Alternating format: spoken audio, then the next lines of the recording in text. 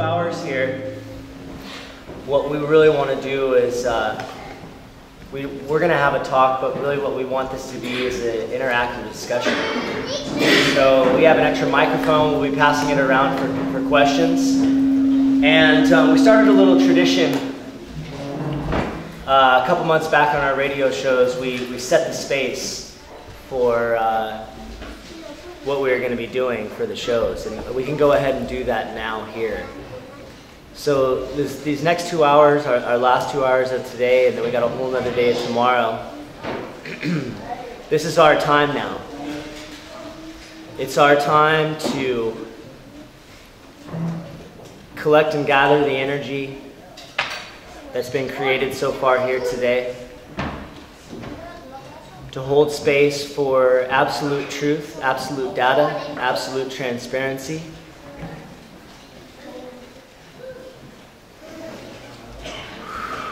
And to allow these next 2 hours to be focused on whatever it is that you want to receive and whatever it is that you want to share. So, without further ado, we have Lisa Harrison here.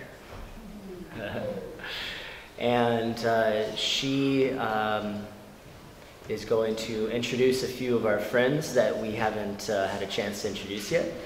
And then we'll just see where it goes. So, enjoy. For those I haven't had a chance to say hello to personally, hello, thank you for coming. And everybody who knows me right now is holding their breath because they know I don't do this. She keeps kicking me. She'll talk to millions of people on YouTube and the radio, but she gets in front of 5 people. They actually threatened to stick me in the back of the room with my back to you guys with a headset on. They knew I'd be fine. What we'd like to introduce you to is these two guys.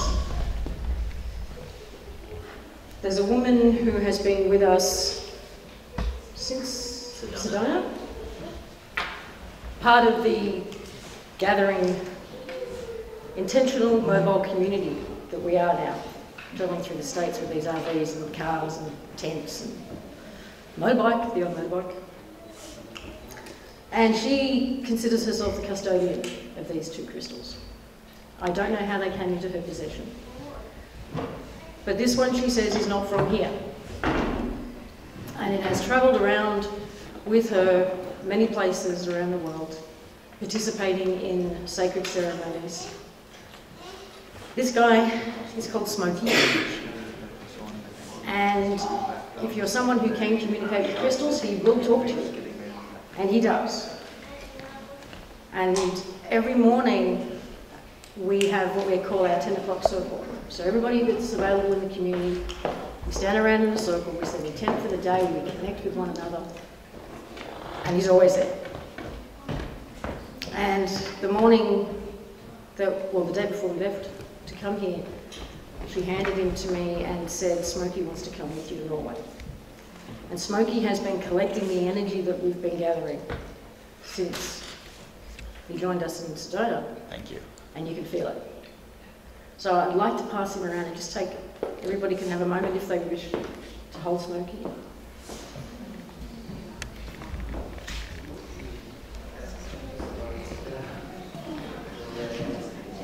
This is also Catherine's, and she calls him AC. Yeah, but I can't remember what it stands for. Air conditioning? AC/DC, maybe. Because she says it's a combination of male and female energies in this crystal. And it's about unification. This one was entrusted to Brian to bring. This one doesn't talk to me, Smokey does. Maybe you'll have a chat with him. Or her. As the case may be. We talked, this tour came about for me, and we talked about this the other night, on our first night here around the table at dinner, was I mean, Bob and I have known each other for a few years and been doing radio shows together. And when we started the O.P.A.L show, it started off as an audience, a large audience, of people that primarily came out of the strawman sovereign movement, those who were looking for answers and an exit out of the system, who discovered the filings.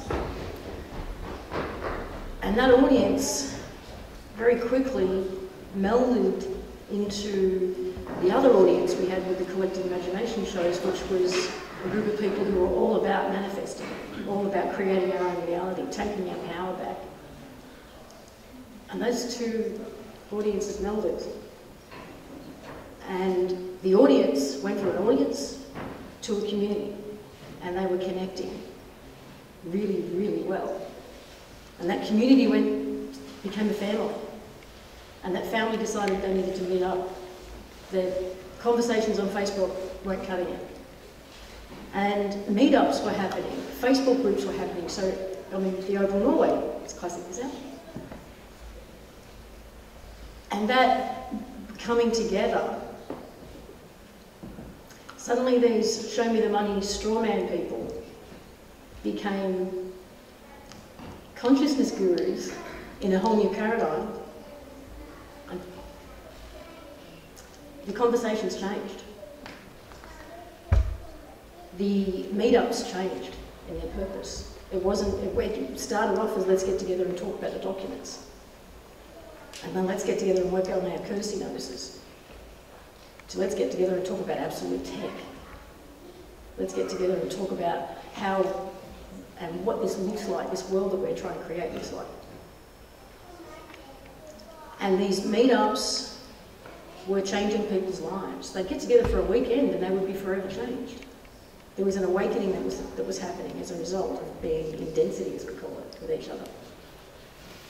And that's what inspired me, because we had the experience of being in density together in Morocco. And we had that experience. We had that consciousness shifting, heart awakening experience. And people say, what did you do in Morocco? We drank a lot of coffee, we smoked a lot of cigarettes, and we talked. And it changed everything. And we had fun in Morocco, you know. I mean, the fun and games that were going on around us were so amusing. The place that we were staying in, which we lovingly called the compound, because it was like a gated community that had something like 30 to 40% occupancy when we got there, or just prior to us getting there. Within 2 weeks of us arriving, the occupancy rate started to go up considerably. And it was lots of black cars with tinted windows and strange people in uniforms, and you know, the house across the road from where the boys were staying was an interesting place. There would be royal military cars rock up at the middle of the night, new satellite dishes were going on the roof, and we would sit in their front yard and discuss the banking system. It was divine central. We knew we were being listened to, we knew we were being watched, and we would incorporate it into the conversation. Guys, get yourself a coffee, this is going to be a long one. And there was never any fear from any of us, because the belief that now is the time and we are the ones, and when I say we, I mean everyone here and beyond, is so, I don't know, it's just such a truth that lives within each of us, that there was no fear, there was no room for fear.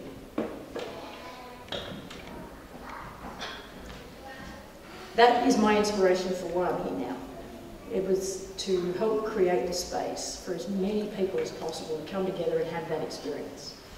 And have the discussions that change lives. Have the discussions that initiate and kick new thought that we then take action on. there was a lot of time there, everybody was hanging on Heather. When's Heather going to fix it?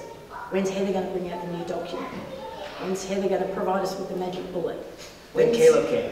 And then Caleb came and kicked everybody in the ass.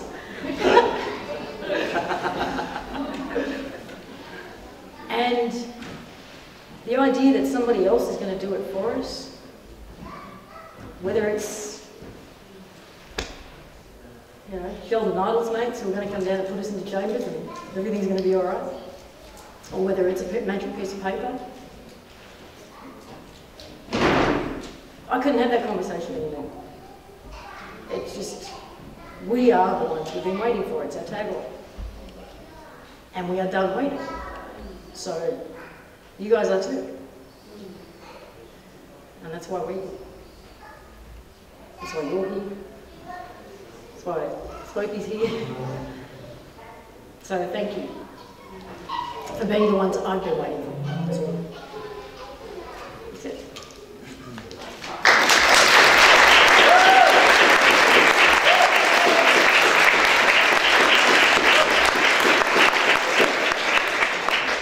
I'm like a proud father right now.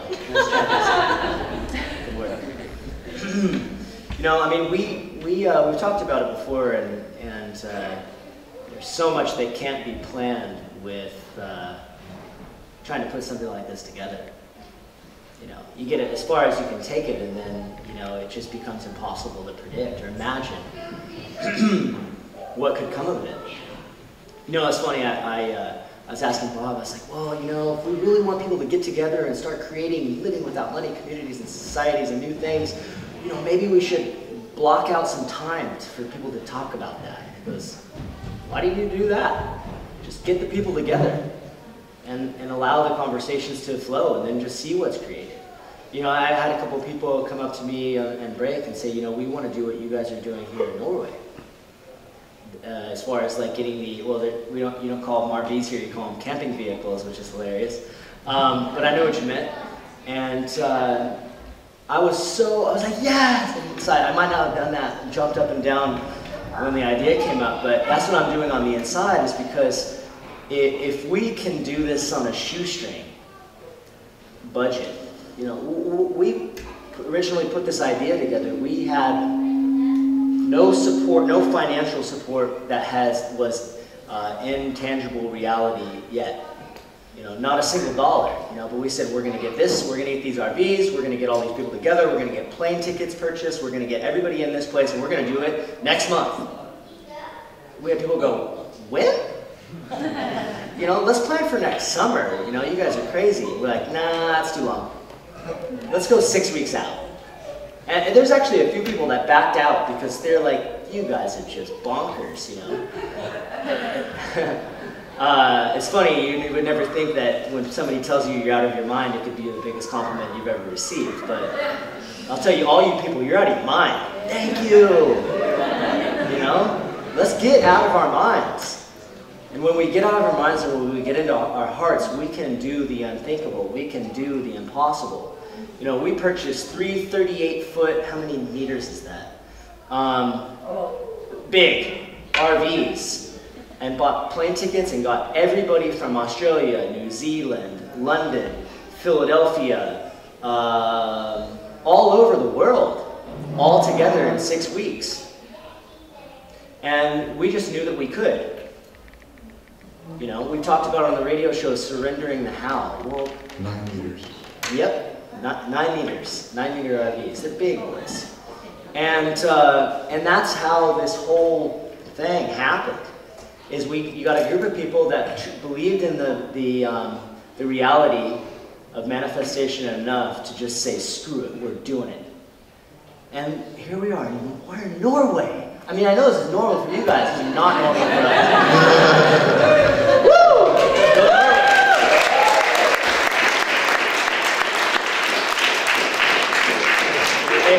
If anybody were to buy me a gift, I want an I Heart Norway t-shirt. Because Norway is a beautiful country and Norwegians are beautiful people.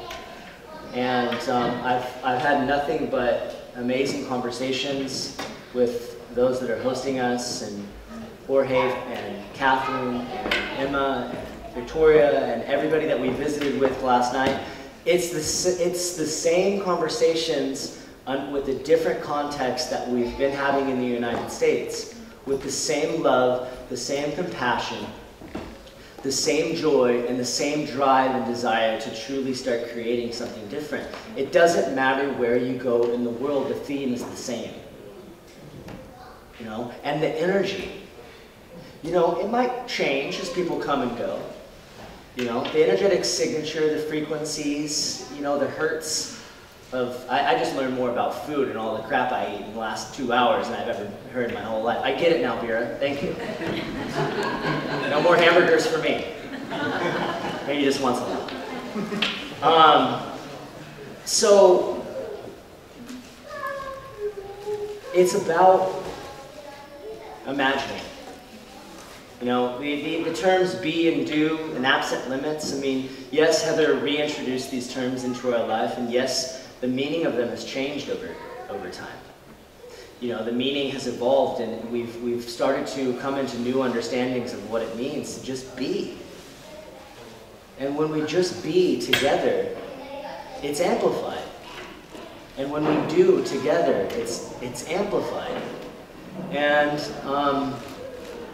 it's kind of like, you know, Neo said in the final scene of the Matrix. He said, you know, well after he took the blue pill, you know, at the very end, I'm going to show you a world without boundaries, borders, or limits. Where you go from here is up to you.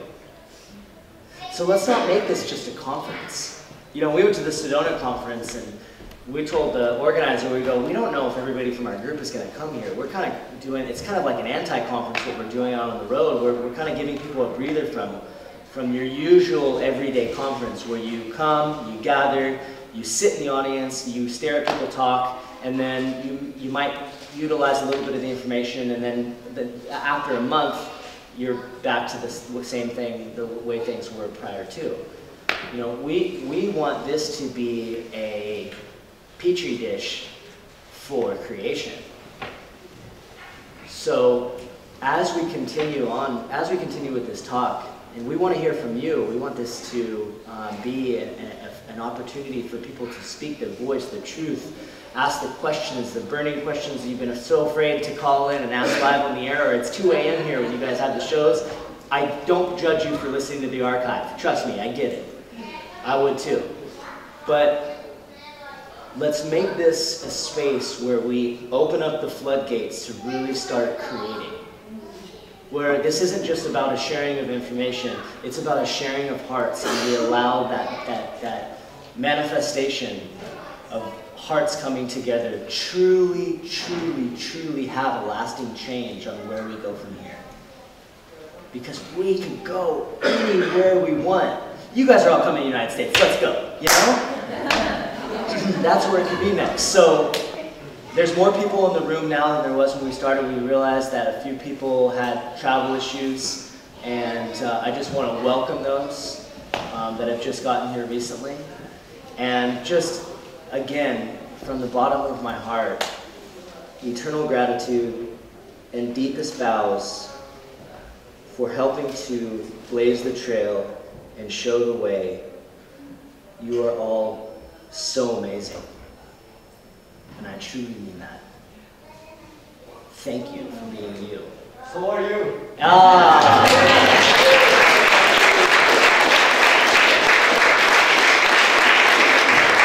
love you too. So when we started the whole tour, and actually even before the tour, when we were working with the trustees with OPPT. That's a lot of P's, but maybe one too many. Something happened to each and every one of us along the way.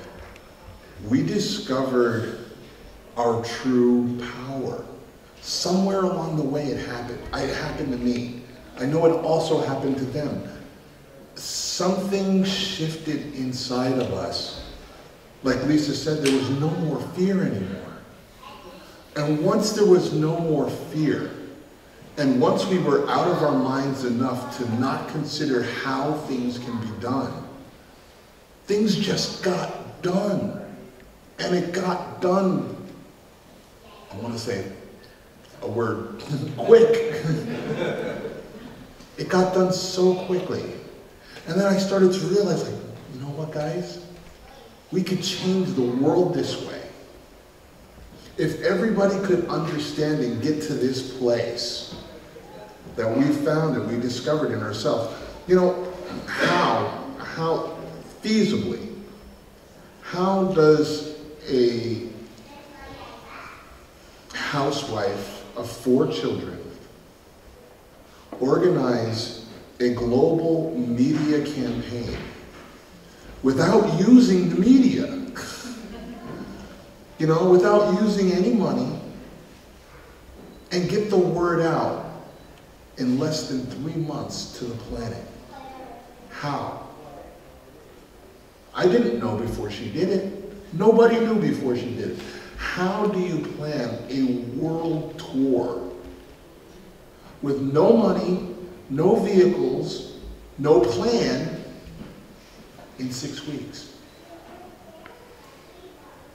I don't know how, but we did it. And all it really took was belief in ourselves that we could do it. And enough people believed in us and were crazy enough to put their trust in us. Yeah, but they said they can do it. They can do it. We didn't know how we were going to do it.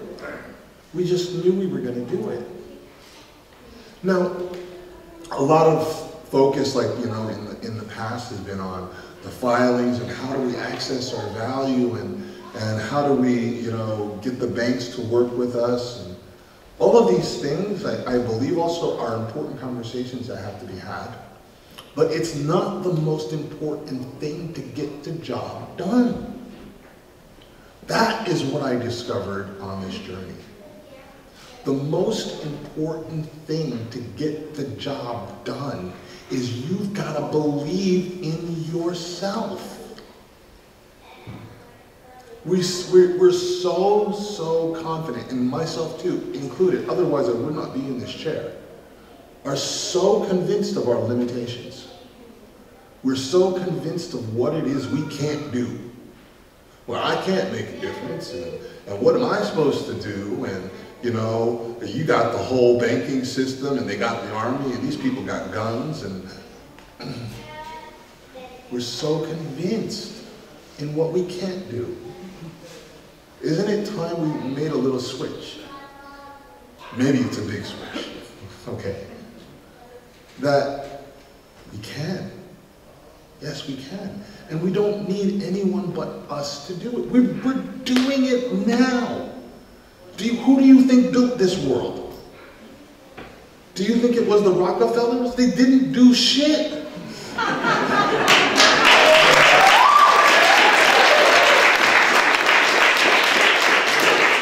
And it's because we did all the work.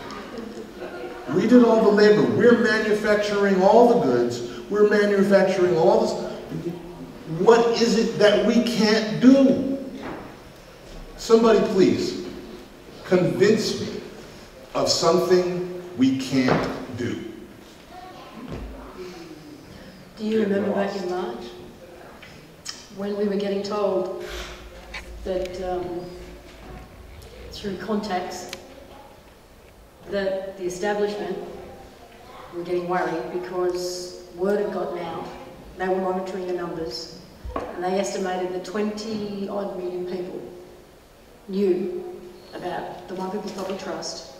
They knew about the shows, they knew about courtesy notices, they knew about the foreclosure, they knew something.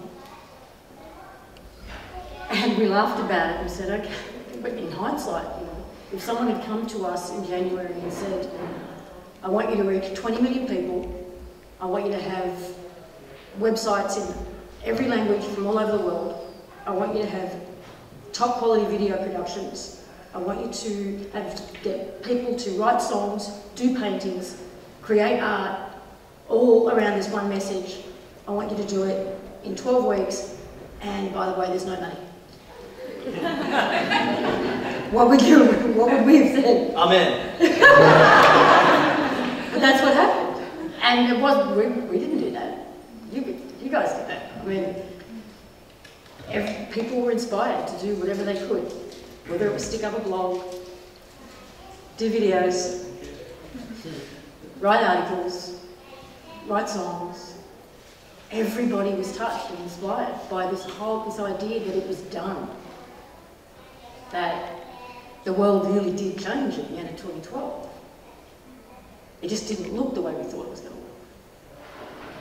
And that caught us by surprise. Yeah.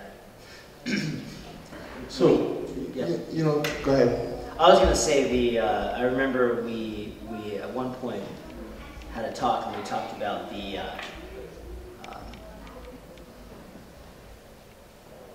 what will be the end of the perceived power of the controlling elite. There's only one thing that can, I hate to use the word defeat it, turn the page. And that one thing is our imagination. Because what happened after 2012 is our imagination became unpredictable. Leading up to that point, you know, it was treated like a game of chess. You know, we're going to do this, they're going to do this, and then after 5 or 6 things, you know, we're going to do this and stop, you know, squash it down. And, you know, if there's anything I've seen over the course of the last year that I'm absolutely convinced of, is that imagination is absolutely now unpredictable. You have so much imagination that's happening, and it literally is a force that cannot be stopped. You know, the vehicle and the tool of the internet. I mean, how many alternative media websites are there now?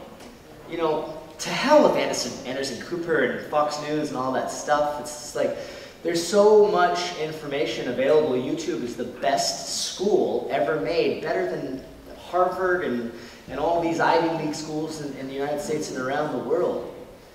And the driving force behind our imagination, there's a reason why this show is called the collective imagination. You know, we're tapping into an energy that we're all a part of out there in the ethers. This is why, you know, inventions, they get made 2, 3, or 4 at a time while everybody's working on the same thing. Free energy technologies, there's 4 or 5 that are being created that the inventors are in other parts of the world, and they're pulling these same designs through the collective conscience and writing it down on paper and sharing it with others. So I keep saying, you know, I have a conversation with people that we meet along the road, and it really became apparent when we had our talk with Sasha Stone from Humanitat and the New Earth Project, who we're going to be talking with along with Michael Tellinger in this room tomorrow on video conference. How powerful it is when we combine our energy. You know, to heck with arguing over, you know, who has it nobody has it perfect. You know, we definitely don't have it perfect. Nobody has it perfect. So there's so much that can be done when we say, hey, what are you guys doing over there? New Earth Project? Oh my God. How many people do you think know about what you're doing? Well, why not start doing this at every available opportunity? I don't care if it's Neil Keenan or Drake or some of the biggest, huge people that have not supported the stuff that came out with the O.P.A.L. I don't care anymore. Because you know why? The people that follow them all want the same thing we all want in this room. So the whole arguing and disputing over the petty little differences has just got to stop. It's got to stop now. And that's the big, what really speaks to my heart, this unity, this word that represents an energy, the energy of unity, of unification, has been screaming into my ear before we even all came together. Unify, unify, unify, unity, you know, commonality. And now we're bringing it into its full expression. You know, this is a big world. You know, the guys like Sasha Stone will when we talk tomorrow, you know, he's putting his energy and focus in how do we get these messages to third world countries. Let them know that they're free. You know, we're all free, we just don't all know it yet, and we've been convinced otherwise. You know, freedom is a choice that we embody. At a choice point, we say, I choose to be free. Anything that leads us to believe that we don't have that freedom, like Bob said when we opened this up, is just a part of the illusion. We are free. And it didn't take UCC filings to do it. We're free already. That was just the, okay, you know, the people that needed that, okay, well, now it's in writing and it's on paper, and now we're officially free. You know, we've always been officially free. So let's harness that freedom. Let's really start to live that freedom. You know, let's set our sights a little higher. Let's raise the bar. You know, we said, well, let's give free energy to the people. We could do that, right? We could do anything. You know, let's clean up our communities. We can do that. Let's end poverty in our own countries. We can do that. There's no one that can stop you. Do you understand? When we're just, I mean, let's just go with math. Okay? There are 7.7 billion people on Earth. Right? 99% of them are basically in the same boat as all of us. Wanting freedom and being controlled by not 0.1% of the population. It is mathematically impossible to stop you if you decide you want to do something. So what is it that you want to do? What conversations has the question how stopped you from having? What conversations are you not allowing yourself to engage in because your mind is insisting it doesn't know how? Your mind only knows what it knows. And it knows this much of what's available in the universe. So forget the how. We don't know the how. We don't need to know the how. We know we have all the materials. We know we have the will. We have the intent. And we got the numbers. So what's stopping you? That one question? Let me put it to rest right now. You are the how. You are the how. And all it takes is just the belief. even me? Even you. We'll talk about it. Mike. I think we're talking a lot about beliefs not having limits, but I think there's a magic word, a word that could give direction.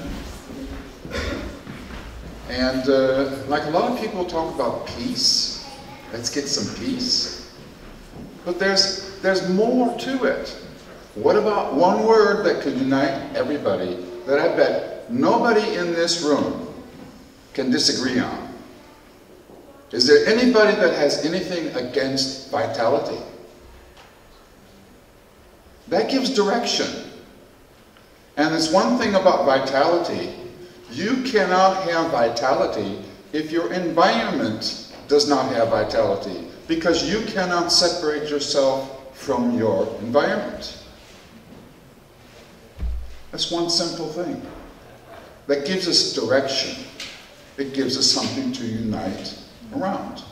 That's it. Beautiful. See that? The conversation's already started. Who has a question or a comment or something to share or anything that we have? Oh, so I guess I should give a free energy update. There's some people in the room, I'm sure, that are curious of where we're at as far as the engine technology that we that we showed on the video, the O.P.A.L tour, bless you, the O.P.A.L tour video that we created. And I'm gonna tell a really quick story so everybody has the full context of how that opportunity came to be. So a good friend of mine, who some of you know through us bringing him on, me bringing him on my blog and on the radio show, Jake Ducey. He's the 21-year-old author who wrote the book that inspired me to quit my job. He's 21? He's 22 now, but he's 21 when he wrote it. Ooh. And I read 3 chapters of this book. I was like, I gotta do it. You know, I can't do it anymore. 1 year of prison. He was staying at my house, and he goes around doing talks for his book, and you know, he's like, you know what I really want to do? I really want to go on tour. And this is when the whole tour thing, I was trying to put together a tour before this tour came to be, and it wasn't time because we were setting the stage for this. But he goes, I want to get my car converted to run on water. Right? How are you gonna do that? He goes, oh, I got a guy. You know, my brother knows him, and he lives up in the Los Angeles area. And I go, you're kidding me? He's like, can I meet him? And I was like, you know, instantly it was like, because we had already started talking about our tour at this point. I was like, oh man, we got to get some of our camping vehicles to do this, and we'll bring it on tour with us. So we went and we met Daniel, who's the guy that was showcased in the video that we put out, and we had a chat with him. You know, that's where it started, and he gave us the background story of the GEAT technology that he had been working with, which, you know, allows cars to be powered on a variation of alternative fuels, one of which being water. Stanley Meyer did this, and you know, he did it back when it was dangerous to put these kinds of things out, much more so than it is now. You know, I originally, we were doing, when I met Daniel, we were exchanging email via a secure email server because he was very scared. You know, he had his tools stolen, he had been getting threatening phone calls, and when we started talking to him about it, he really started opening up, and you know, he gave us the background story of Paul Pantone, and you know, how he had been trying to get this out to the world, and how it had been really regulated. I mean, anytime you take any kind of anything, tech or otherwise, and you get it patented or trademarked, it comes with lots of baggage. You know, you can have, okay, you can do this, but under these really tight parameters. And that's where the conversation started. And I said, you know, can you convert one of our RVs, one of our mobile homes, into running on these alternative fuels? And what he really specializes in is a combination of water and crude oil. Crude, for anybody that doesn't know it, is just what comes straight out of the ground. And one gallon can take a car 800 miles. How many K is that? What do you keep looking at me for? It's. I don't know the conversion. Oh yeah, I forgot. This is not a good miles to kilometers conversionist. It's a long ways. And so what happened was that the more Daniel built my trust, and we started to trust each other, he started, you know, giving more information and expressing his discontent with how, you know, he had been hand-tied and shackled by this gentleman, and very regulated and forced to charge inordinate amounts to do any kind of trainings to allow people to become licensed dealers of this technology. And in 36 years, I hadn't gone anywhere. Most of you that listen to the radio shows, you heard the discussion that, you know, ensued once Paul Pantone caught wind of what we were doing, and he was very upset, you know, claiming that we had stolen, we were, you know, trying to usurp and steal his ideas and his patents and his trademarks. And so when we became it sparked a very brilliant discussion. And most of you were privy to that, but ultimately it was a huge clearing that took place, where many of us made the conclusion that it's impossible to own an idea. You know, it's my personal belief, and I can only share, and there may be people in this room that have the, you know, formulate the opinion that, you know, somebody works a long time, they commit this amount of time, this amount of money into creating something, they deserve financial compensation, reward, credit, and all of these things. And to a certain extent, I agree with that. I do. But to hoard it and to say, you know, put it in a little box and say, don't touch this, you know, it is just, for me, it represents the old way, it represents the old paradigm. You know, and the new paradigm is that when we have an idea, ideas are birthed from the collective conscience. What is 4 minutes? Minutes? Then what, you gotta switch over? Okay. So it comes into creation because consciousness is willing it to be shared with humanity. So in this free energy conversation, our intent is to share that which was intended for humanity with humanity, without any interest in financial gain whatsoever. Because that's all a patent does. It maximizes profit and limits distribution, which is all about control. That's not what we want to do. So no more patents, no more control, no more profiteering. Because why should I profit on something while my brother starves? Here's a good example. Caleb has spent a lot of time, energy, financial resources in creating Project 13. He deserves to be energetically compensated for his creation. I don't think anybody in the room would argue with that. Now, where it might be a little bit of an issue is if Caleb put out all the plans for how to create Project 13 and then started screaming at everybody when they tried to create their own. The technology that we're working with here, all the plans are already available. Check it out. It's geetinternational.com. The problem is it's proof of concept, but there's pieces missing. And so what we're trying to do is just fill in the gaps on those pieces so that what was meant for humanity can be shared with humanity, like I mentioned before. So where I kind of took a misstep, I'll admit it, is I thought that not knowing science and technology or remembering it as much as some of these engineers and scientists, I thought, oh, well, we're going to get the tour going in 6 weeks. By the time we start, we'll have plans, we'll be ready to train, we'll just you know, get these things out. Everybody's got one. Well, it's a little bit more of a process than that. So where we're at now with it is that there's one kind of really important piece called an air management valve, and it requires the work of a heavy machinist to be able to fabricate. And in order to be able to create that, you have to have somebody that is familiar and a pro in doing CAD drawings to create all the specifications and measurements for this one piece, and it has to be perfect. And then you have to get that to a machinist, and then they have to fabricate it, and then you got to make multiple of them, and then you got to get it into the hands. What we have now is beautiful. We actually, you know, you set the intent to do something like this, and all the pieces come to the table. Now, they may not come in the form of people that you anticipate them from, but they magically appear. I say magic lovingly because we are all magicians. We just sometimes doubt our abilities to be magicians. But what has come to the table is a benefactor who lives in Canada, who we've had multiple conversations with at this point, and he's actually set us up with a machinist who he has direct access to, who can create these parts. And he's in the process. We got the CAD drawings. He's having his machinist create these air management valves that allows the flow of the energy.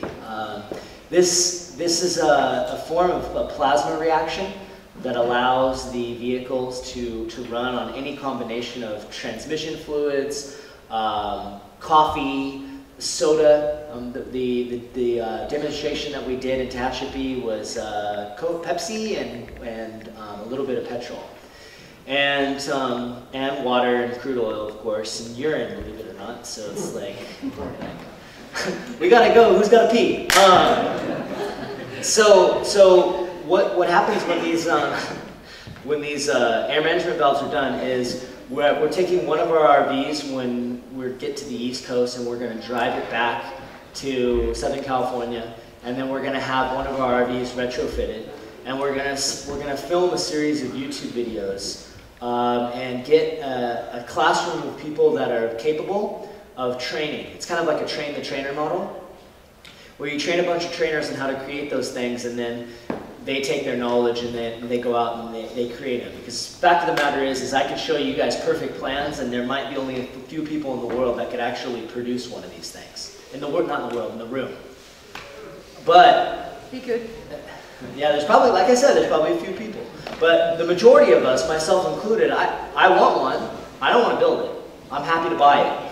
Just don't overcharge me more than, don't stick me on the price because you figured out a way to monopolize what you're trying to sell. That way, if you have worth whatever you charge for it. Huh? It's worth whatever you charge for it. It's whatever people are willing to pay. But when you have multiple distributors and you're not limited to one individual distributor to determine the price, you have much more fair value in the marketplace, in the people's market. No trademarks, no patents, none of that stuff.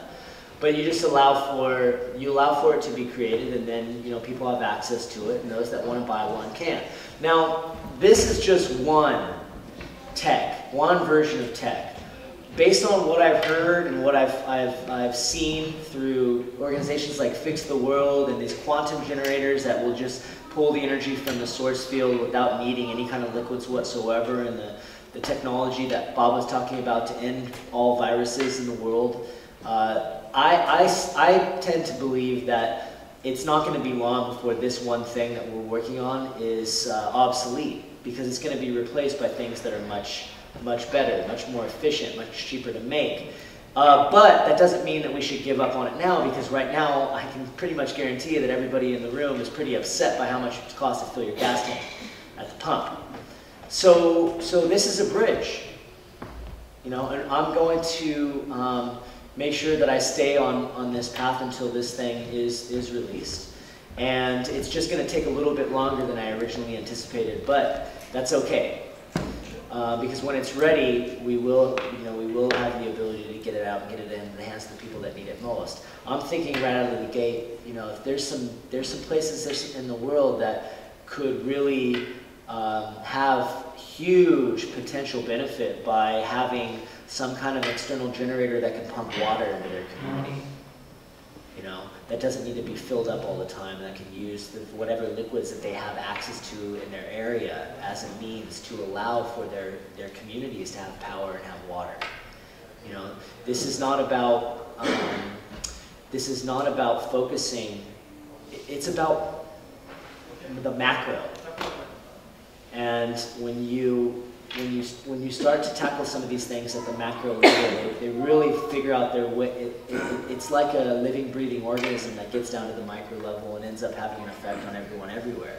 So that's the update on the particular engine technology. But if there's anyone that is interested and wants to see the plans as they stand today, geetinternational.com, and then you click on the large engine PDF, and you're going to get 28 to 30 pages of manual, basically, where you can start looking into this and talking to your engineers and scientist friends that don't believe this exists, and show them and allow them to. The guy that we're working with, Daniel, he's this young, brilliant kid who's, he's has the capacity within him to recreate a lot of what Tesla was working on, and he's just never had the love and support that we've been offering him. I mean, this kid got more hugs at Tehachapi than I think he'd received in the last 5 years. He's always been used to people shunning him and putting him down. And so really one of the biggest things with the free energy is that we want to create a space where inventors and scientists can come forward, not feel scared. Everything that we do with him now is out in the open. Unsecured phone lines, unsecured email. We've, through our commitment to being fearless, have inspired a fearless spirit in him as well. And it's beautiful to watch people start to shed those fears that many have had. But it's time we let go of all that that stuff. No more fear. You know, no more fear. It's done. So if we want to pass the mic around, if people want to have any questions, or you're our live callers, ladies and gentlemen. So normally at this time in the radio show, we say, all right, if we run out of stuff to say, okay, let's go ahead and take some callers. No one wants the microphone. Really? Oh. Don't be shy. Where's Jorge? Give it to him. Jorge. I'm still trying to figure out how to pronounce Jorge. Jorge. Get in the room. What are you doing? In the room. I'm just wondering about the oil companies. I mean, Niklas Tesla had the free energy generator finished for 100 years ago, and now Dell, J.P. set a stop to that. You don't hear me? No, I do. You probably hear me much better without the microphone. No, microphone's J.P. Morgan, he was stopping Niklas Tesla when he could earn money on the free energy. And now we have the situation again. We are making free energy by these machines. And do you have had any reactions from the oil companies? Have we had any reactions from the oil companies? Yes, for example, energy makers. You know, Niklas Tesla was stopped, and we were talking about with the reef generator, he was stopped. And a lot of other people, inventional people, they have been stopped. Have you had any problem with that during the process? Here's the difference between during Nikola Tesla's time and now. Now, you go on YouTube, you search for free energy, and you have 850 or 8,500 or 85,000 videos to watch on various technologies that are being created in mass. And you just, the systems that stopped things back then no longer have the energetic support to stop everything now. You know, when this information started to come out, when I did that poof interview on American Kabuki and the interview with Heather, I was like, ooh, I don't know if I want people to see my face or know my name. Fortunately, I have a very common name in the United States. But I was scared. I was like, oh my God, I've heard too many black suit stories. And, you know, it was a conversation with Heather that helped me to understand that I have nothing to fear. She said, you can't be touched.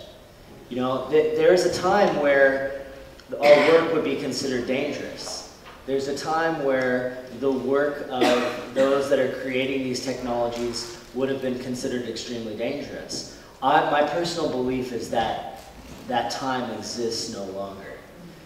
And when we all hold that space within ourselves to say, not anymore, it gives everybody else the energetic frequency to continue to move forward without any fear. Is there still things that are being shut down? I'm sure.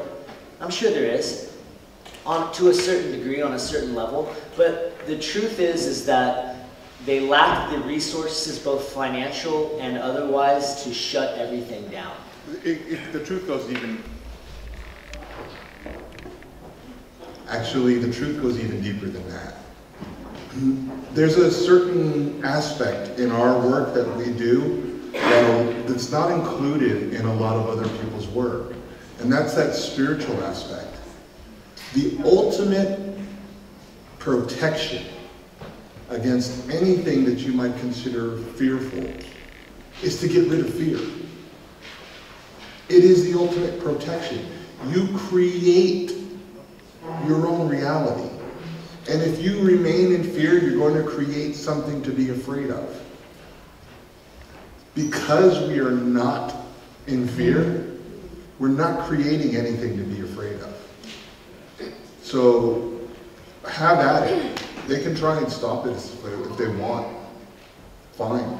It's not going to work. Because we're not giving it any energy. We're not giving enough energy into it for it to work. And that's the whole ultimate protection. You know, people who ask those questions, they do so because they're still not understanding that you have control over your reality. Each and every one of you do. Nothing happens to you that you did not cause. That is a hard pill to swallow. And you can argue with me about this, but this isn't speculation anymore. It's proven. Quantum physics proves it. Nothing happens to you that you are not the cause of. So when you focus on things that, on your fear, that's what you're going to cause. Something to be afraid of. So this is why I said in the beginning, in order for us to move forward, it first requires a shift within ourselves. A shift within our own understanding of who we are, so that we can start to create a better reality. We've been creating a nightmare because we're in fear. And that doesn't have to be the case anymore. The whole reason why we were able to organize a worldwide tour in 6 weeks was because we believed we could and we didn't doubt. You can do anything that way. Anything. Yeah, well, go ahead. Well, I agree with you completely, as I usually do, but there's another aspect of this for me too, and it's not just about fear of suppression of the technology. This is much broader than that. But what was it called? The Declaration of Satisfaction, a document that came out in February, March. To me was the physical 3D evidence of what all the ancient cultures, all the prophecies, all the indigenous peoples have been talking about. It was the end of the experiment. And that experiment was one in duality, in contrast. It had a particular operating system. It seemed, and for those of you who ever heard Alpha Ra, his way of putting it is that it was an experiment in creating light through darkness. One act of darkness could create so much light. The more people you harmed with a single act, the more light you actually created as a result. And that light is the building blocks of creation. That was the operating system. And that's when the idea of suppression and control and pain and suffering was supported. It was in alignment with the operating system. As at the end of December, we're on a new operating system. The one that we call the absolute plan. It operates completely differently. Only now, that which is in the greatest good of all, for the highest good of all, has any foundation. So, suppressing technology is not for the greatest good of all. And it won't last, it won't be supported. The powers that be right now, Were. or powers that were, The powers my that mic were. on?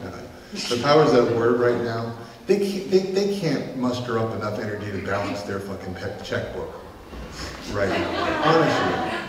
You know, you give so much power to these people. You know, they can't do anything right now. They're like the Keystone Cops. Haven't you noticed? That's why they're all joining forces. You know, there were so many camps. The Keenan camp, and the Fulford camp, and the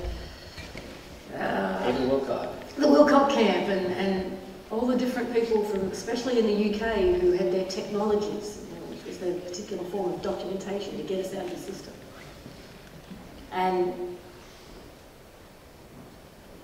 they each believed that they alone had the answer. Everybody else was the enemy. And now, none of them seem to be able to get their particular agenda through. And Heather said to us back in like March or April, you watch and I will start collaborating. Because individually, they don't have what it takes anymore. Financially, energetically, spiritually, whatever. So now they're all, and they are. They're all starting to combine and talk and try and see if they can unify and maybe pull all their resources together to then get their agenda through. And that doesn't seem to be working either. Thankfully. Anybody who watched our, real quick, our Sasha Stone interview, you hear Sasha talk about, he's for the last 4 years he's been meeting with perceived world leaders, and because they don't lead me, that's why I say perceived, and religious leaders, perceived as well. That the common thread is that these guys want out. They're tired. They realize that it's not a functional system any longer. These are guys way up at the top who are like, it just doesn't work, we don't feel good, we're running out of energy, and we want to get out of this. And believe it or not, they to a certain extent feel just as stuck. That's their 9 to 5. That's their paycheck. It's their pension, allegedly, and they want to get out of it. So when you peel away all the layers, my personal belief is that what you're left with is one small group of very lonely, sad old men that are just struggling to try to figure stuff out. I can't. I have to tell the story.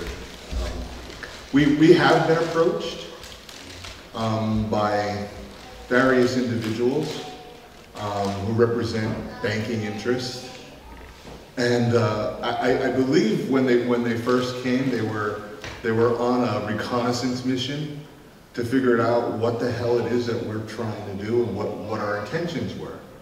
Well, because we don't know what the hell we're doing, we really didn't have anything to share. But something happened to this individual while she was there experiencing this community. She was transformed. She had her own awakening. She's like, wow, I really need to get more with you people to understand this new way of thinking. She goes, my family, and she said it, my family is all cabal. But, on the one hand, I have that, but on the other hand, I'm human. I'm human. And I also want a future. That is a powerful thing, So when it comes to, worrying about anything, I won't even put a label on it. Worrying about anything is like praying for something you don't want. Why would I do that? Actually, another great story and example of suppression not working is when we were in Tehachapi to launch this. And as those of you who've listened to the show know, we had our run-ins with Paul Pantone and his son Jason. Jason rang the local sheriff to where we were having the event the day before or 2 days before to tell him about this violent anti-government group that were meeting in his area over the weekend, and to be careful to keep an eye on us, and made the mistake of giving the sheriff the O.P.A.L to a website. So the sheriff went and had a look at the website, and then he rang Thomas, the host, and he said, I've had this phone call, and this is what the guy said, and I've gone and had a look at your website, and if I wasn't working this weekend, I'd love to join you. And he said, I'm not seeing anything there to worry about. And he did actually turn up. The sheriff turned up. You can take it over from here, because you went out and spoke to him.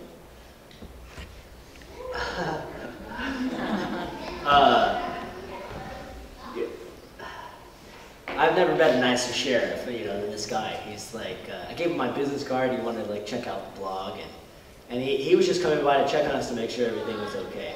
That we were okay. Yeah, that we were okay. And this guy didn't turn up to cause trouble. Yeah, that's basically how the story went. I mean, you know, this Jason guy, you know, Paul's son, just got more and more progressively angry, and the sheriff literally thought that he was going to send people to cause a stir, and nobody showed up. You know, we had people that didn't come on the tour. Some of you are familiar with Chase Binney, you know, because you know, he thought that there was going to be riots at our gatherings.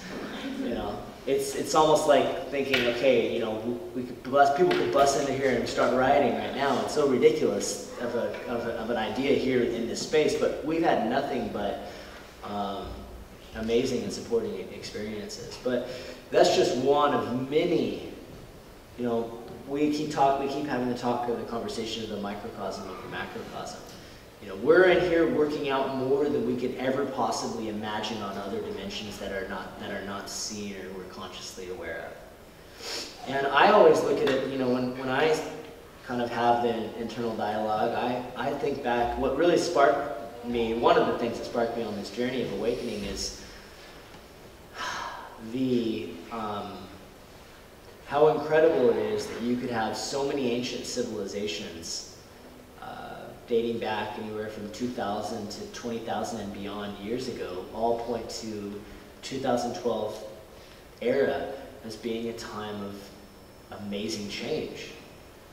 You know, the Mayans call it 1,000 years of peace and prosperity. You got the Hopis, the Egyptians, the Syrians, all of these cultures, these indigenous civilizations that had nothing to do with each other, all sharing the same prophecy. So we could continue, we could sit here and we could say, well, you know, who knows what could happen, or we could say, we're done with that shit. You know, we've gone through our struggles, we've gone through our trials, we've gone through our tribulations, we've gone through our dealing with oppression, suppression, tyranny, deceit, mass lies. You know, Lisa just told a story about darkness leading to unspeakable levels of light. Don't believe that? Look at September 11th and what happened from the awareness and awakening with so many souls and beings coming together because they said, we're just not going to take it anymore. They made a song. We're not going to take it, you know. And that's the energy that we're creating right now. Now, the perceived power that they thought they had came from one place and one place only, and that's fear. If 7.7 billion people tomorrow woke up and decided, well, I'm just not going to play their stupid little game anymore, and I'm just going to create my own way. Well, there's nothing that you can do to stop that. So we start in this room, and then we share that. We share that everywhere we go. You know, we show people what it's like without necessarily even needing to tell them anything. What it's like to stand in a place of absolutely no fear and limitless, absent limits in possibility and creation. So that's the energy that we are creating as we go, which is why it cannot be predicted.